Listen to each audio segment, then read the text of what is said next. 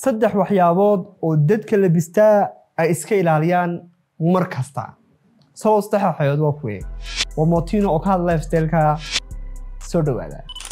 runtii marka aad labisanayso ee aad magaalo u baxayso waxa fiican in qodobadan ama waxyaabahan aad runtii aad iska ilaaliso ama aanad samaynin.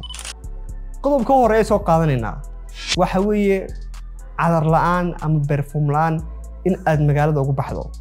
runtii cadar la'aan labiskaagu ma dhamaystirna. haddii aanad awoodin in aad iibsato cadaradan waaweyn ama qaaliga ee $20 iyo wax ka badan la siinayo, waxaa jirta fursad kale oo aad cadarka ku heli karto. waxaa ka mid ah in meelahan goobaha lagu iibiyo cadarada tagto oo kuwa yaryar oo $1 la siiyo ayaa jirta. soo dooqo oo barfuumka ama cadarka ugu habboon ee aad jeceshahay ka soo iibso. dabadeeto waxa uu ku haynayaa ilaa iyo bil ama 15 beri. runtii cadarkan yar faa'iidooyin badan buu leeyahay oo haddii ka weyn oo kale aan haysan oo ama aad guriga kaga timaado kale waxaad samayn kartaa oo isticmaali karaysaa meesha aad joogtaba. soo cadarku aad buu u wanaagsan yahay, labiskaagana wuu dhammaystirayaa.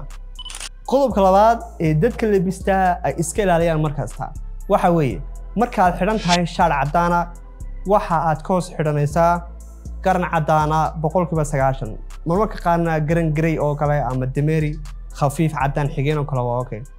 waxaad arkaysaa shaar caddaana qof xidhan oo ka hoos xidhanaya garan ama meel qaarfinaad loo yaqaano oo huruuda ama casaana ama buluuga, midab ka awood badan midabkan caddaanka oo ka hoos muuqanaya. soo haddii shaarka aad xidhanayso uu khafiif yahay oo marada ka hooseysaana ay ka hoos muuqanayso, ama khamiis caddaan ahaado ama shaar caddaan ahaado ama waxaan sare aad xidhanaysoba, waxaa muhiim ah inaad ka hoos xidhato garan caddaana oo meelo qaar laga yaqaano funaanad caddaana aad ka hoos xidhato. runtii aad buu soo saarayaa oo jidhkaaga kuma dhex muuqanayo. qodobka saddexaad ee isna labiskaaga aad u soo saaraya waxa weeye maro jactad ah labiskaaga way kala dhantaalaysaa.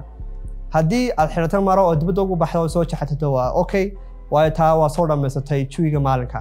laakiin haddii aad guri ka soo baxayso oo marada aanay kaawadaysnayn, runtii labiskaagu waa kala dhantaalnaanaya.